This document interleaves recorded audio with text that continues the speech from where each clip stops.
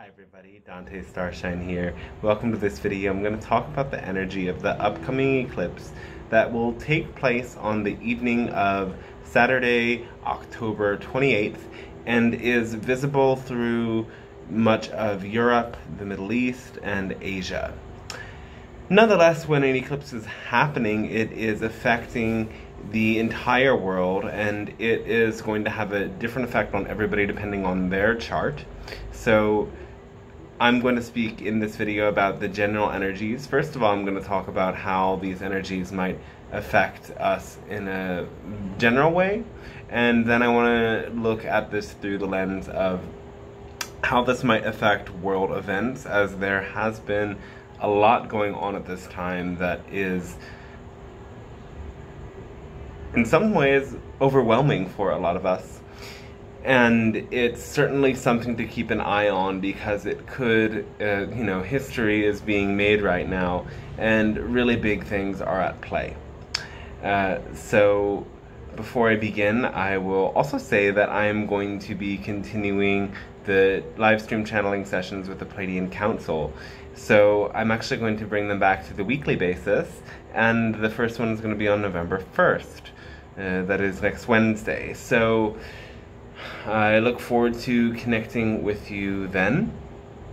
And for email updates on this, head over to dantestarshine.com and you can get on the email list.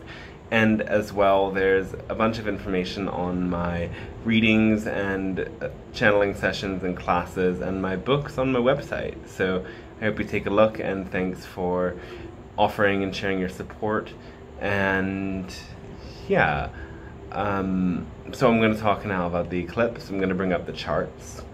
And a note as well that to get the most detailed analysis of how this will affect your life, it's great to have a reading and see how these placements of the eclipse are going to be impacting your own chart. And in the tropical system, we have this eclipse coming in. Well, the moon is in Taurus, but the North Node, who is the planet that creates the eclipse, is in the sign of Aries. So both of these signs are going to be impacted, and thus everything on that axis, planets around the cusp of Taurus and Aries and around the cusp of Libra and Scorpio especially will be impacted, but also planets around the cusp of Virgo and Leo, and the cusp of Aquarius and Capricorn will also experience some of that impact. Right? Am I saying that right? It's hard when they're on the cusp to always hit the exact point, but I think that's what I'm talking about. Yeah. Okay, I'm gonna bring up the charts now. Here we go.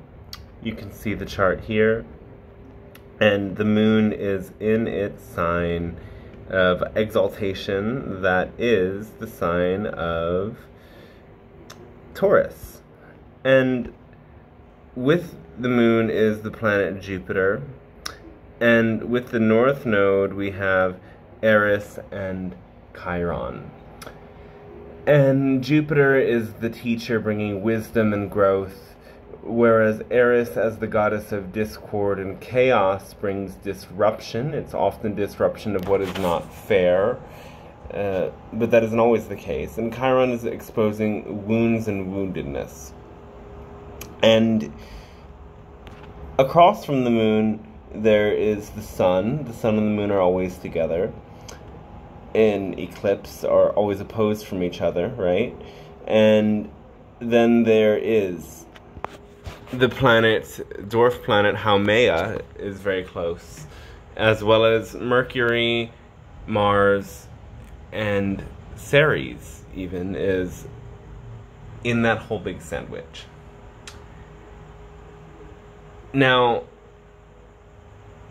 Eris and Chiron have been involved in the past eclipse as well, and this is connected to these conflicts going around in the world, though this can also be bringing conflict up in your own life. And now at this time we have Mars is on top of Mercury and just ahead of Mercury. Mars is in the lead in that sign of Scorpio, and Mars is in its own sign. So that's bringing in another level of aggressive energy into the mix.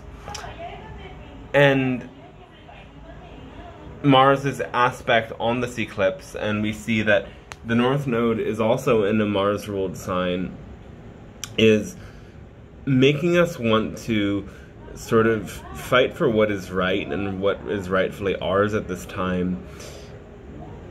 Or so we think, right? Because it is in that Aries sign, which is about our head, about what we're thinking, what's going on up there in our brains. And we're not always right, and sometimes that diving headfirst into things can be destructive and cause us to make some rash mistakes. So this is eclipses are transformational energies in general. They bring up a chaotic, stimulating energy that brings things to the surface.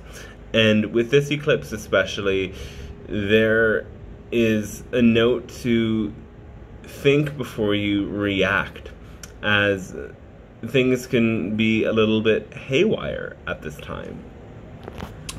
We also see here the Grand Trine and Kite formation is still in effect. With, can I clear all of that actually? So Venus is opposed to Neptune.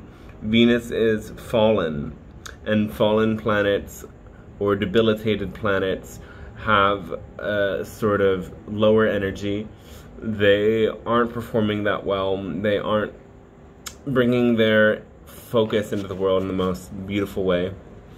Venus is the planet of love and relationships, and also finances. So with Venus fallen in Virgo, our relationships might be under some strain and stress, and we might be in the area of delusions about our relationship, because Neptune is about our dreams and visions, but sometimes these dreams and visions are not matching with reality, and they're subject to great delusion. And Uranus is involved, Pluto is involved. Pluto is about our seeking power, and Pluto and Venus together can be seeking power through money or through sexuality. And Uranus, as the curveball, is always bringing the unexpected and topsy-turvy energies into the mix that can bring about some surprises in that realm of relationships or finances, or in certain power dynamics. Now, nonetheless, this is that kite formation that is indicating a talent and an opening. And so the hopes are that we are allowing for our spiritual vision, as in Neptune, who is the apex of this kite formation, to help us make the most balanced and spiritual choices when all of this energy is coming up to the surface and stimulating us in this way.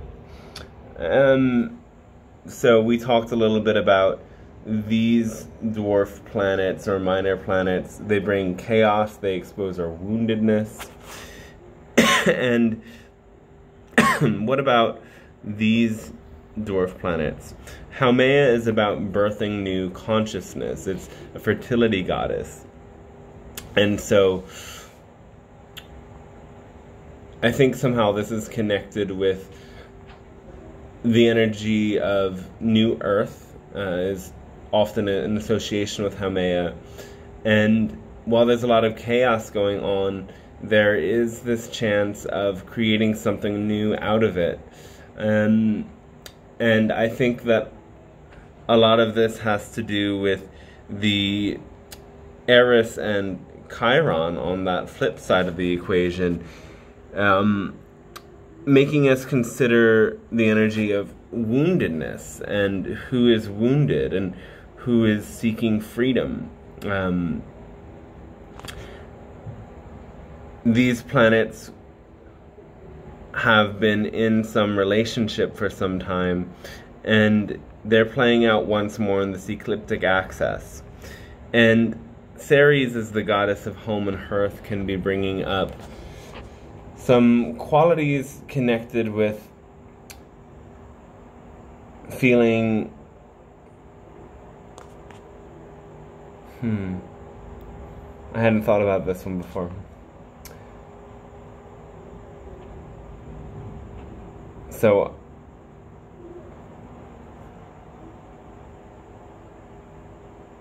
I actually want to move on from this chart, to be honest with you. But Ceres is the goddess of home and hearth and the earth. And all I can think of is at this time we're wreaking a lot of destruction on the earth. That's for sure. The war is wreaking destruction on the earth, unfortunately. So let's open up the Vedic chart.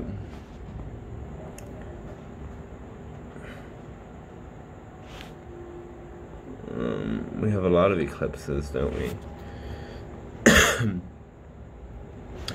And this more simple chart is honestly way easier for me to read at this point, even though I started reading with Western charts.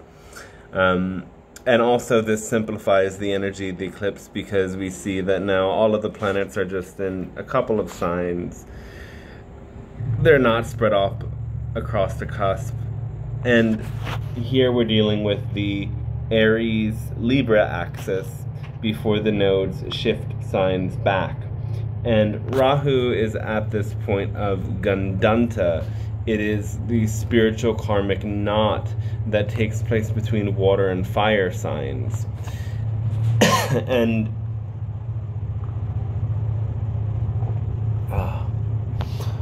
this has to do with endings and beginnings. And we're ending something big at this time on a personal level and on a collective level, and we're beginning a new era. And where this plays out depends on how Rahu is influencing your chart. If you have if you have planets in this sidereal Aries or Pisces, it's going to impact your chart a lot more.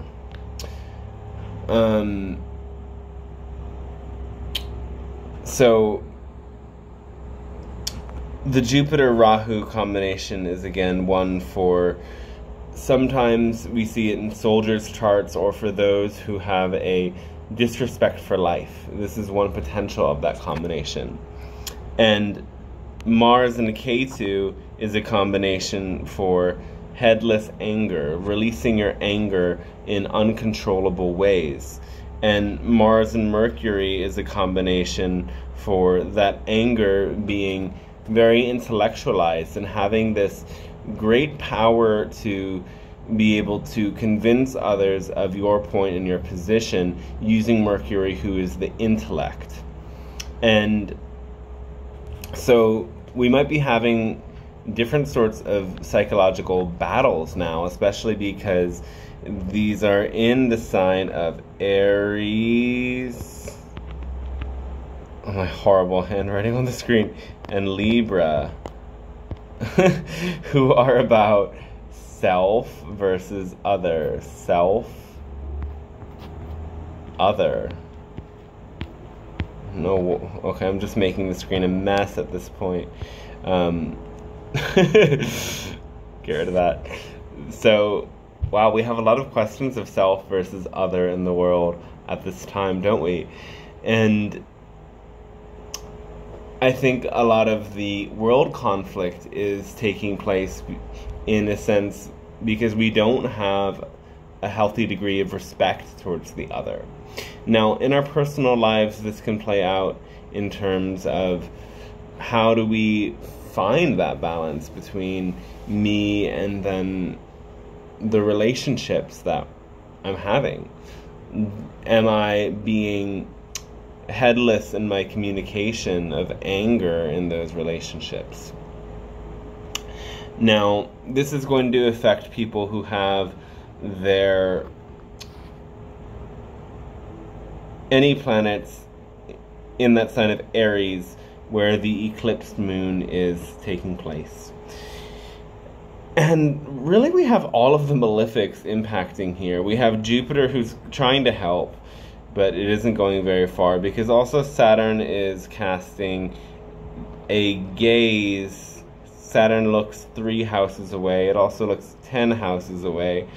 Saturn is gazing onto this eclipse as well. And Saturn and Mars together creates an effect called death yoga. And we're going to see that play out in another chart we're going to look at in a second. And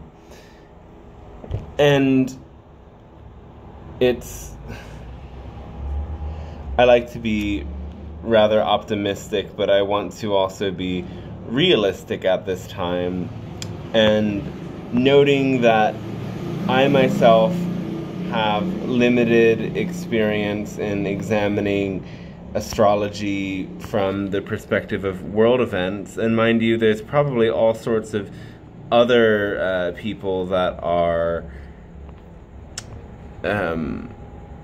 making these readings about what is happening in Israel and Palestine based on astrology. I haven't watched them because I want to dive into it on my own and just see what I personally come up with. And this is the chart of the Israeli Prime Minister Netanyahu, I don't know if I'm saying that right, who is enabling essentially this bloodbath in Gaza after the October 7th attack from Hamas in Israel, which was horrible. Both of these attacks, all of this is horrible, tragic, and inhumane, and neither of these sides are viewing each other in a very humane light. And what I want to point out in Netanyahu's chart, and we're not sure if we have the ascendant right, but we have a lot of it correct. So his sun is in that sign of Libra, which we saw in the other chart. Libra is where we have K2 Mars, K2 Mars, Mercury, and the Sun. And so his sun taking a big hit in that way with all of those planets is kind of a lot, though there's actually a way that eclipses on a political leader's sun or moon suggests either a rise into power or a fall from that power. And the way I'm seeing this, there's a suggestion here that there is anger unleashed from this president or prime minister, and that there is going to be more layers of this aggression moving forward. Just pointing out in his chart that we have this Mars and Saturn combination, and the Mars and Saturn combination is again the death yoga, and Saturn is in the lead, which suggests a greater sense of control and authority, which this person has. So it's enacting a great energy of death into the world, and this man is essentially enabling the death of many thousands of people by commanding a sort of brutal attack on innocent people who aren't equipped to fight back, to hunt and seek out this hiding terrorist organization. Someone posted a meme I think is kind of telling in a way that would you blow up a building because blow up a school rather because a school shooter is hiding in it? That's a little bit like what's happening. Anyway, so the other chart I wanted to pull up, and of course there's so many people involved, but the biggest ones calling the shots at this point are Netanyahu and then this other guy, Joe Biden. And Joe Biden has his moon in the same sign and the same lunar mansion that this eclipse is happening. And for the eclipse to be happening in the same lunar mansion is a positive sign for the person. But because it's Joe Biden, that might not be a positive thing for the world. And Joe Biden also has these planets that are in that other sign of Libra, again highlighting more of that action. Now he also has Mars and Mercury in Libra, and these planets are in Libra in the chart of the eclipse as well. And not only that, but Mars and Mercury are in an exchange with the Sun and Moon. So that makes him effectively having all of those planets in both of those signs. It's kind of like when there's an exchange, the planets occupy both signs and houses. They're in two places at once. Why is this happening is because this 8 here is representing Scorpio. That's Mars' sign. The 7 here is representing Libra. That is Venus's sign. So Mars is in Venus's house, Venus is in Mars' house. We're making an exchange. In Vedic astrology, it's called Parivartana Yoga. In Western astrology, it's called a mutual aspect or a mutual reception. I just call it an exchange because it's easier than both of those words. So this is making him as a person very supercharged in a way, because all of these planets are influencing the Sun. That's giving him a great sense of power. Okay? And now, when Mercury and Mars are having their return at the same time, it's like this is a very pivotal moment for Joe Biden. What's happening now is kind of like a defining moment of his life, and it's also when we're having the return of planets, it's when we're beginning a cycle of those planets. And Mars has a 2-year cycle, whereas Mercury has a shorter cycle. It's difficult to say because Mercury is moving around the Sun all sorts of fast, but it's going retrograde all of the time from our perspective. And so Mercury is never more than 2 signs away from the Sun. So it does take on average about Mercury around a year, a little bit less than a year, to return to the same point that it was at before in that sign. But nonetheless, that's defining the cycle of almost a year of Mercury and then 2 years of Mars. So what's taking place now is basically going to be affecting the rest of Joe Biden's presidency of the next, I guess, year and some time. And I don't know if we are soon enough to say, is this going to be his last term? Though it's very significant that this eclipse is falling onto his moon sign. And it's also falling into a positive position for Netanyahu's moon sign. But we have a little bit more of a sense of accuracy when we see Joe Biden's chart here. And his moon is definitely in the 6th house, according to other astrologers. I'm going to go with what they're saying, that we have the confirmed chart of Joe Biden. And this sixth house is the house of enemies. So the eclipse coming into the house of enemies is giving power to Joe Biden's enemies. And that itself is not a good position to be in for the United States, and it's not a good position for the world in terms of the future if we may be heading into the direction of greater war.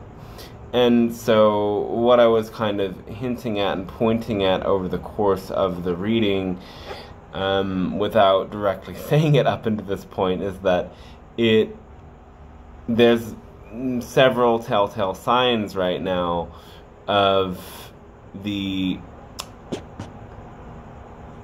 potential for war. And going back to the eclipse chart, we have that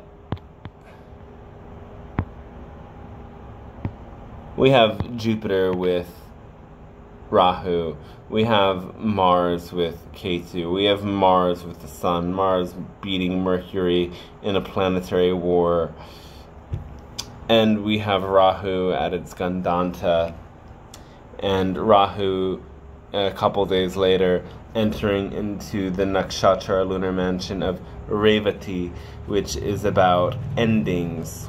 So we're entering into a time period that is about ending cycles for us. Whatever these cycles may have been, how and when did we start these cycles? But this can also be of ending cycles in the collective of humanity. What kind of cycles that were set into motion are we going to be ending? So I really hope and pray that this event of the eclipse doesn't exacerbate things. I hope that I hope that the planets don't give the results that they very well might give. Though, looking at ancient astrological principles, it's highly suggested that this is going to exacerbate the war, especially, as I said in the beginning, this eclipse is visible in the Middle East, where the conflict will be taking place. And it's very possible that things may go in a more destructive direction. But what I do know is that our voices count and our voices matter. And when we speak about these things and we go against the narrative that so many people out there in the news and media and the government encourage us to see and believe about this, then we are protecting lives that matter, and we are helping people to understand that we pay our tax dollars to a war machine, and we have all of the power, or at least all of the right to say no and to ask for something different to happen. If all you can do, pray for peace at this time, as these prayers matter, and the universe will receive these prayers, and it will also help your heart tap into a more peaceful vibration. And that's really the essence of it, is that our own inner vibration becomes the outer reality. As all of these energies that we're seeing in the world can also be reflected in us. We might be experiencing a disrespect for life, whether we're finding that energy coming up in our own realities, or if other people are disrespecting us or disrespecting the sacredness of life in some way. We might be experiencing headless anger or the aggressive use of the intellect. There's a lot of aggressive misinformation out there on social media and by the media at this time. And I speak without as much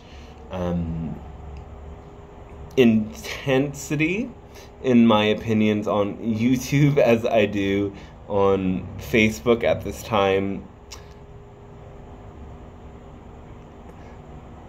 But what do I even want to say? I do that because I want to keep it civil, and I want you to take it slow and to think critically, and whatever side you're on, I want you to, with an open heart and a peaceful heart, having meditated and gotten yourself into a clear mindset and open to the loving compassion of self and other,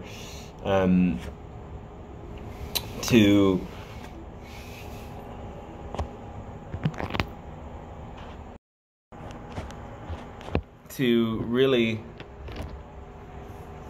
hold love and hold compassion for everyone and every being, to open yourself to all of the information that's out there and take it in and have a think for yourself. What is true and what can I do about it? Spreading the word helps. Praying helps. Reaching out to representatives helps. And letting other people know that they aren't alone helps. And the ways that we strengthen our bonds in unity, in mutual support for the well-being of all others on this planet, gives us the sense of the interconnection of all things. When we know we're interconnected, we know our strength because we are stronger when we are together. And we are more powerful when we are unified. And whoever you are partial to, people on both sides are being killed mindlessly for no reason other than old conflicts and the hate that has emerged because of it. And when you really look at this, you'll see that one side has been victorious and more cruel and more unfair historically, and that doesn't justify any kind of violence, though we need to open our hearts to the truth, and we need to share the truth. And I feel that I might be starting to ramble a little bit too much, so I'm going to end this video here, but I am going to say, open your hearts and open your minds to peace, because the energy of conflict and domination is all over this chart, especially with that moon in that sign of Aries. Though one final thing is that sorry, I'm coughing a little bit.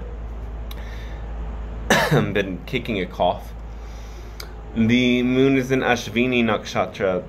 This is the nakshatra of healing. It has a quick energy, it moves fast, and it will keep us on our toes in Ashvini Nakshatra. And one thing Ashvini Nakshatra likes to do is to test. That's part of the mythology of Ashvini, is to test.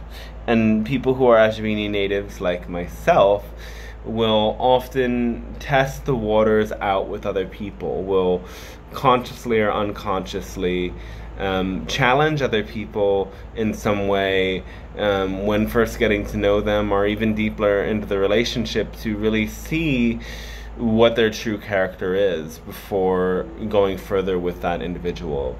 And the universe can present challenges when the eclipse comes up in Ashvini Nakshatra. Not challenges, tests. It can test your level of compassion. It can test your level of balance and integration within yourself. It can test how committed to healing you are and how committed to goodness you are. Because this is a positive nakshatra, and that's the good that may come out of this, is that there is the incentive to healing there.